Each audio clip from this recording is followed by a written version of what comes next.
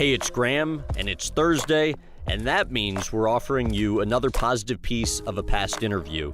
Each week, our team digs through the archives to find our strongest feel-good stories to present to you in podcast form. This week, Lewis Hamilton.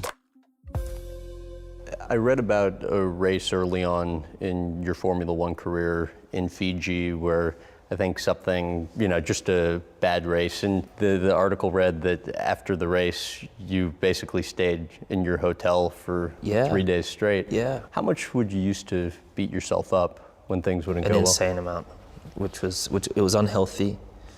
Like, what would you be doing in the hotel for the 3 days? I remember after that race, I would just have like the biggest headache and just like you're under the biggest dark cloud. And I was in my hotel room for 3 days. I didn't leave my hotel. I didn't eat, hardly ate. I just stayed in silence. And I guess just trying to wiggle my way out of this negative headspace. Anyways, I came back and won the next race.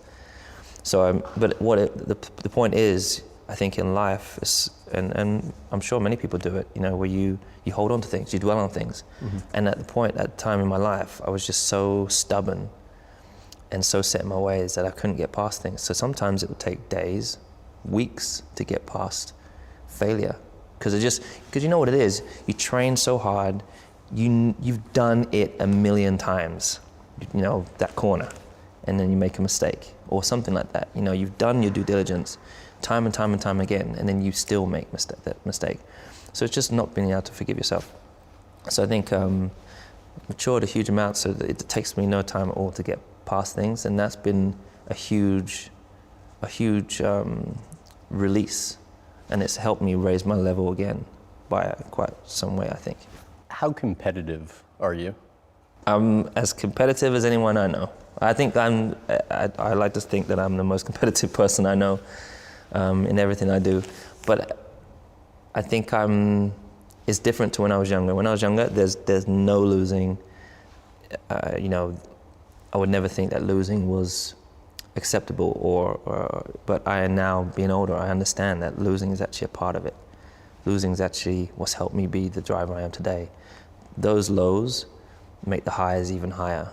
Those difficulties that you go through, the character building process are necessities. And so I actually really enjoy the times that I don't succeed, because I feel like I grow. You really enjoyed in the moment? Or looking no, back? Afterwards. Okay. I love, for example, the weekend I came third, and at the time I was fairly chilled about it. Next day, you feel that churn in your gut, and you go and train, and you use that energy, and you grow, and you figure out ways. Like, for example, today we're going to sit down and figure out how we fix that, and also how you handle it in that low moment is what is most important. Winning is easy. You get to, you succeed, and enjoying that moment is great. You don't really learn a huge amount from that, but as I said, it's those low points that you do. So how after as I came out the race, and how I connected with my engineers who all feel the pain that I'm feeling, I could just be down and bring everyone else down. Was how instead lift them up, let them know that don't worry, we're going to work through this. There were these great things that happened this weekend. There's so many positives. So let's just discard the negative, and just try and work to make sure that doesn't happen again, And so these guys are in here today, working flat out to make sure we win the next race. That's it for now, but if you're hungry for more in-depth with Graham Bensinger interviews, head over to youtube.com/Graham Bensinger. You can dive into our deep library, which includes more than 2,000 clips spanning 11 years. Hope to have you back next week for our Monday and Thursday podcast releases. Thanks again for listening.